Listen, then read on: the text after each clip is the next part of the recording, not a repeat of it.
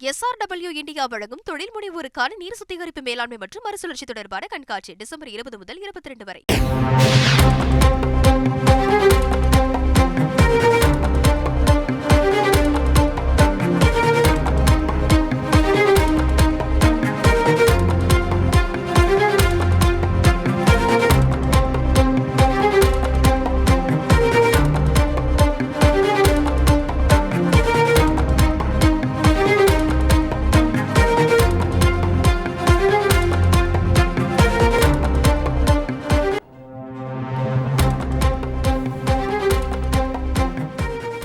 எத்தனை கோயில்களில் சிலைகளை பாதுகாப்பதற்கான ஸ்ட்ராங் ரூம்கள் கட்டப்பட்டுள்ளன என இந்து சமய அறநிலையத்துறைக்கு சென்னை உயர்நீதிமன்றம் கேள்விகளை எழுப்பியிருக்கிறது.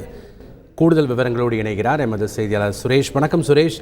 எந்த வழக்கில் உயர்நீதிமன்றம் இந்த மாதிரியான கேள்விகளையும் உத்தரவுகளையும் பிறப்பித்திருக்கு? விவரங்கள் என்ன? வணக்கம். தமிழகத்தில் உள்ள கோயில்கள் பாதுகாப்பு தொடர்பாக சென்னை உயர்நீதிமன்றம் தாமாக முன்வந்து ஒரு வழக்கை விசாரணைக்கு எடுத்துக்கொண்டு 75 உத்தரவுகளை பிறப்பித்திருந்தது. அதில் கோவில் சிலைகளை பாதுகாக்க ஸ்ட்ராங் ரூம்கள் கட்டப்பட வேண்டும் என்றும் தெரிவிக்கப்பட்டிருந்தது.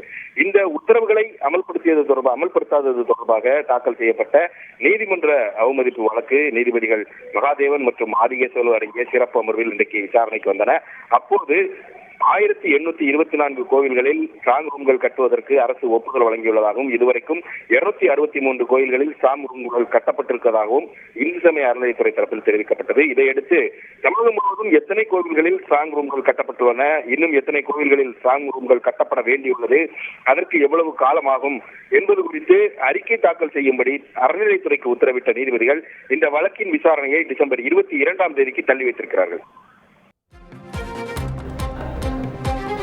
SRW இந்தியா வழங்கும் தொழில் முனைவோருக்கான நீர் சுத்திகரிப்பு மேலாண்மை மற்றும் மறுசுழற்சி தொடர்பான கண்காட்சி டிசம்பர் 20 முதல் 22 வரை.